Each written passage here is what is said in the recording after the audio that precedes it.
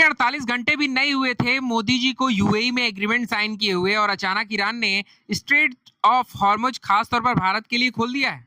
मेरा नाम है सुमित तिवारी और आप देख रहे हैं अनऑफिशियल इंडियन लीडर। तो कहीं ना कहीं जो ईरान की हेकड़ी थी वो निकल चुकी है। ईरान चीखे मार मार कर कह रहा है कि भारत के लिए अब कोई रोक नहीं है। हुआ यह है कि यूएई का ओपेक से बाहर हो जाना एक बहुत ही बड़ा स्टैंड माना जा रहा है। ओपेक यानी organisation of petroleum exporting countries 1960 में बना था ताकि तेल उत्पाद और दामों को कंट्रोल किया जा सके, लेकिन बाद में यूएई भी इसका हिस्सा बन गया था।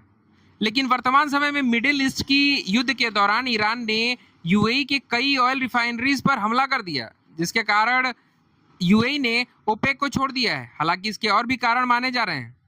भारत और यूएई के रिश्ते पहले से ही मजबूत थे।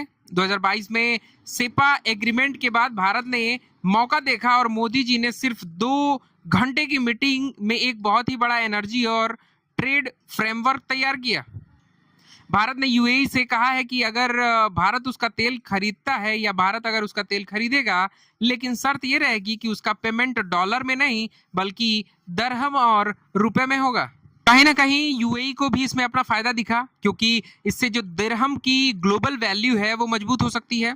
इसके बाद यूएई ने भारत के साथ बड़ा एग्रीमेंट किया और कई सेक्टरों में लगभग 95% तक टैरिफ राहत देने की बात हुई। भारत से UAE leather, furniture, food, medicine, hardware समेत कई प्रोडक्ट जो है वो यूएई भेजे जाएंगे। भारत ने यूएई को स्ट्रेटेजिक सिक्योरिटी सपोर्ट का भी भरोसा दिया है। कहा गया है कि जरूरत पड़ने पर भारत यूएई के पोर्ट्स और महत्वपूर्ण जगहों की सुरक्षा में सहयोग करेगा।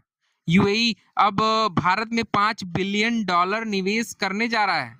आरबीएल जैसे बैंकिंग फ्रेमवर्क के जरिए भारत यूएई ट्रेड रुपए और दिरहम में होगा, जिससे भारत में प्रोडक्शन और एक्सपोर्ट दोनों बढ़ेंगे। इसी वजह से जब मोदी जी यूएई से लौट रहे थे तो यूएई के F-16 फाइटर जेट्स ने उनके विमान को प्रोटेक्शन देकर बाहर तक एस्कॉर्ट किया।